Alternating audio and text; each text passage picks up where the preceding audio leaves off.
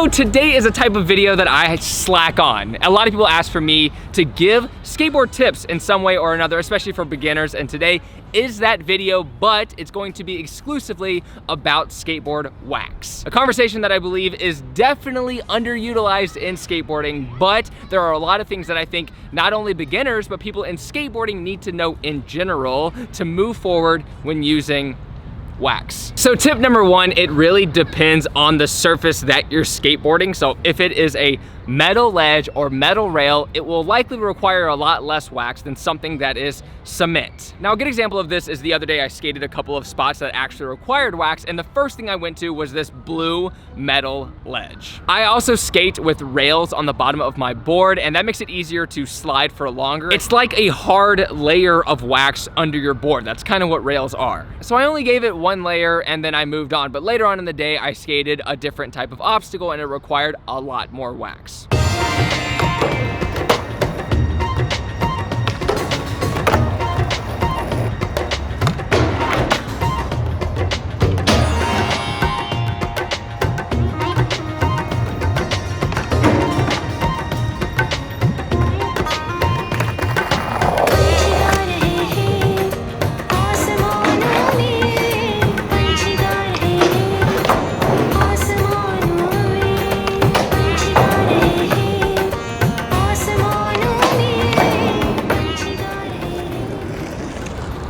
Yeah, what's up, man? How you doing? Doing good. Good. I saw you last time you was at my building about the steps.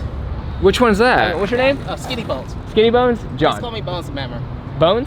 Yeah. Cool. Tip number two with wax, this should be very obvious, but if you can't skate the obstacle, like if it's a ledge that's too tall or something that you're just not going to try to skate, don't wax it. That is probably one of the most shunned things to do in skateboarding because it's very important that something is waxed to the skater's standard who's actually skating it, and if you mess it up for them for no reason, they're gonna kill you. It's just a bad situation. Tip number three actually comes from the next spot that I skated, which was this long curved ledge. Now, I couldn't quite get it to slide the way that I wanted because it was so hot outside. So if it's too hot outside, wax kind of becomes unusable. It's still better than no wax, but things become slippery in a whole different way. It doesn't allow your board to slide well, but if someone were to stand on it and put their hand on it, they would slide because it's basically just putting liquid on a ledge. Trying this in the past, I've actually gotten a concussion because one time I was going really slow, got into it, and it slipped out like water instead of wax, hit my face,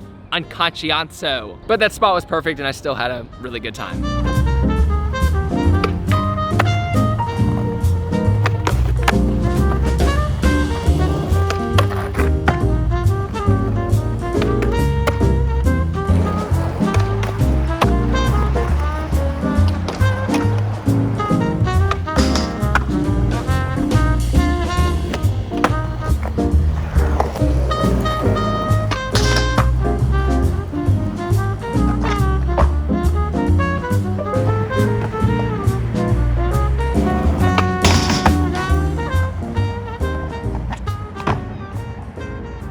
Tip number four is if you want to support skate brands, if you back a skate brand, obviously buy the wax that they supply.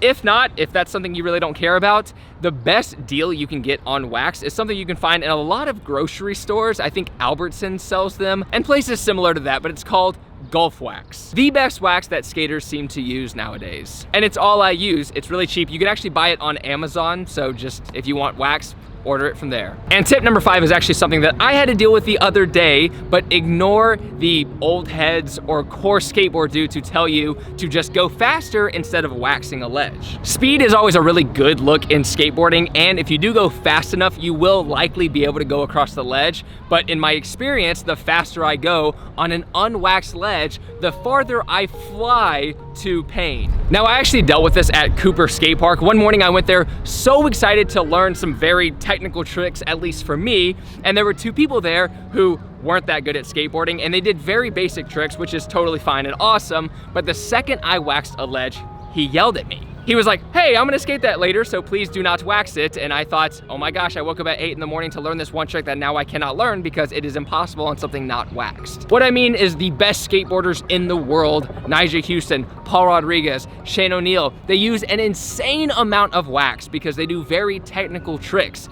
They don't want the ledge messing them up. They want to be able to do a trick just free of range. It's honestly something that always has bothered me because the people who always say that are not people who can do very advanced tricks. So it's definitely a pride thing on their part. But luckily the other day I went back to Cooper Skatepark, actually went with a few friends, Josh Katz, John Reyes. I got there early, I waxed the ledge, and then we got to have a fun session.